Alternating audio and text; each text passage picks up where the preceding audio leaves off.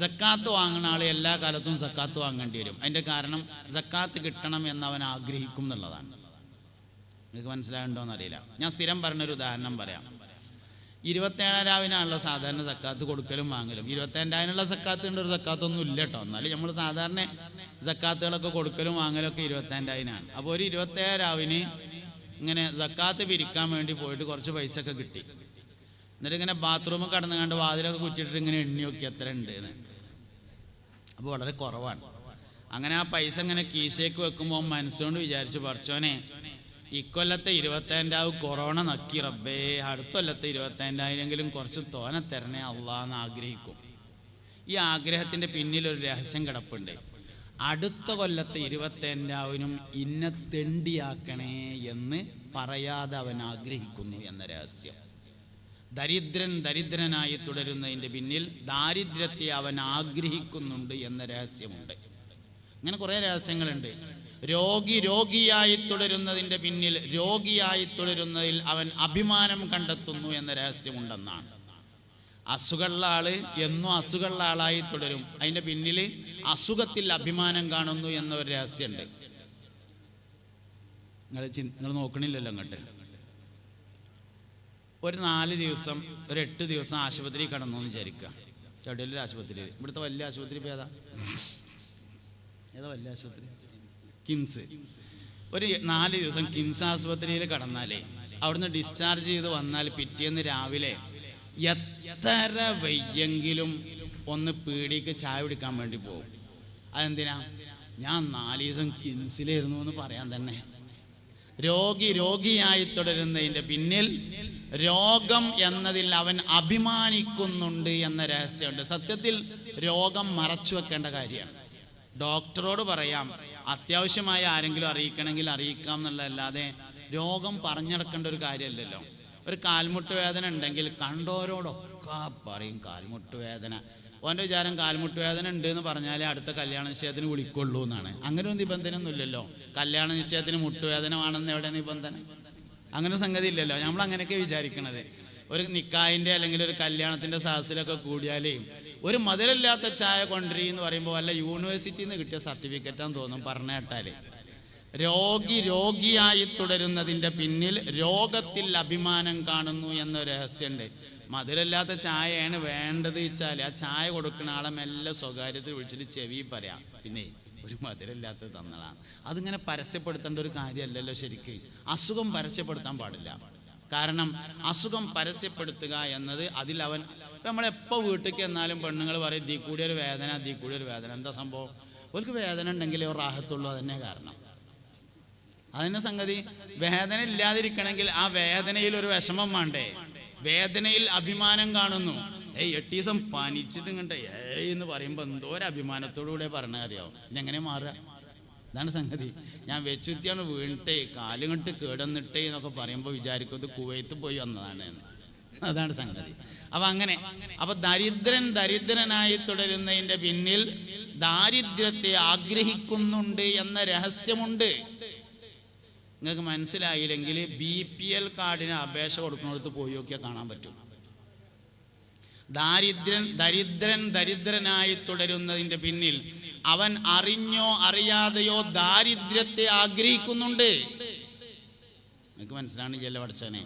BPL കാർഡിന് അപേക്ഷ കൊടുക്കുന്നിടത്ത് പോയാൽ കാണാൻ പറ്റും ദാരിദ്ര്യത്തെ ആഗ്രഹിക്കുന്നുണ്ടോ ഇല്ലയെന്ന്.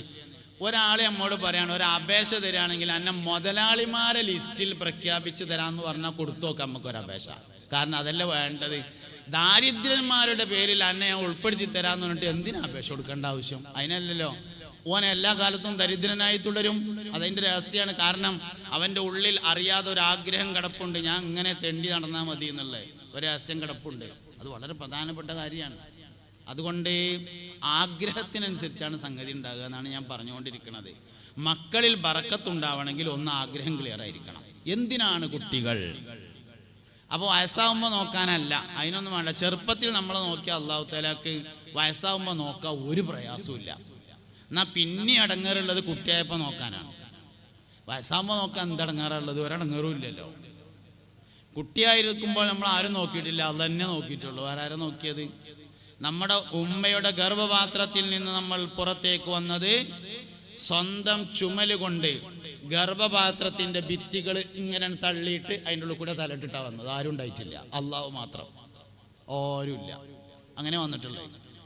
അതുകൊണ്ട് നമ്മൾ ആ സമയത്ത് നോക്കി അള്ളാഹു തആലക്ക് നമ്മളെ വയസ്സാകുമ്പോൾ നോക്കാം, ഒരു പ്രയാസമില്ല.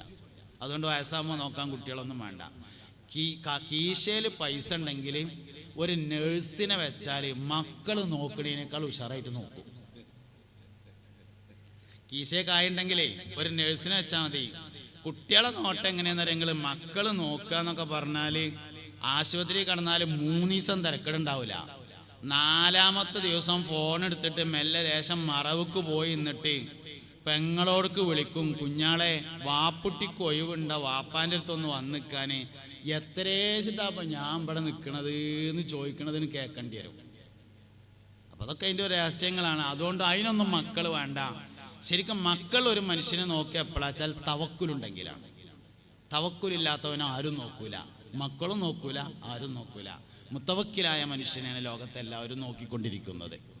അപ്പം അതുകൊണ്ട് അതിനും വേണ്ട. പിന്നെ ഇപ്പം എന്തിനേക്കാരം ആ ഉസ്താദെ മനസ്സിലായി, നമ്മളെ തറവാട് നിലനിൽക്കണ്ടേ, അതിനാണ് ആൺകുട്ടി.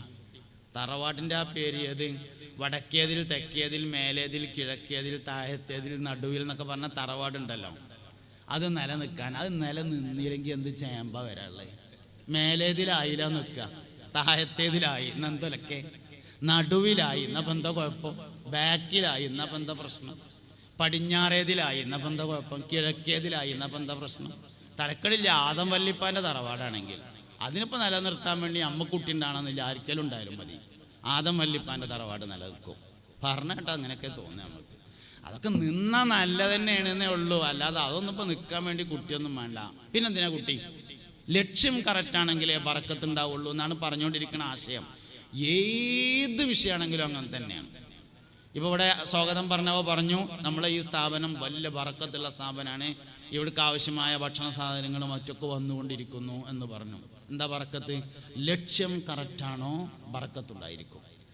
പാരയാണോ ബറക്കത്തുണ്ടാവില്ല.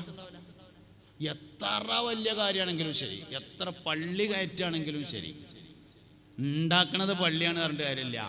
പാരയാണോ ബറക്കത്ത് കുറവായിരിക്കും. ലക്ഷ്യം ഇഖ്ലാസ് ഉണ്ടോ ബറക്കത്ത് കൂടുതലായിരിക്കും. അതാണ്. അപ്പം ലക്ഷ്യത്തിനനുസരിച്ച് അപ്പം മക്കളെ കൊണ്ടുള്ള ലക്ഷ്യം എപ്പോഴും ക്ലിയർ ആയിരിക്കണം. എന്താ ലക്ഷ്യം? ലക്ഷ്യം പലതും വെക്കാൻ വേണ്ടി പറ്റും. എന്താ? ഹാഫിളാക്കാൻ, ആലിമാക്കാൻ, മുത്തഖിയാക്കാൻ, സ്വാലിഹാക്കാൻ, സ്വർഗാവകാശിയാക്കാൻ, ഇതൊക്കെ നല്ല നല്ല ലക്ഷ്യങ്ങളാണ്. ലക്ഷ്യങ്ങൾ വെക്കുമ്പോൾ എപ്പോഴും മാക്സിമം ലക്ഷ്യം കാണണം എന്നാണ്, ചുരുക്കി കാണരുത് എന്നാണ്. മാക്സിമം കാണുക എന്ന് പറഞ്ഞാൽ ഹാഫിളാക്കുന്നതിനേക്കാൾ വലുതാണ് ആലിമാക്കൽ.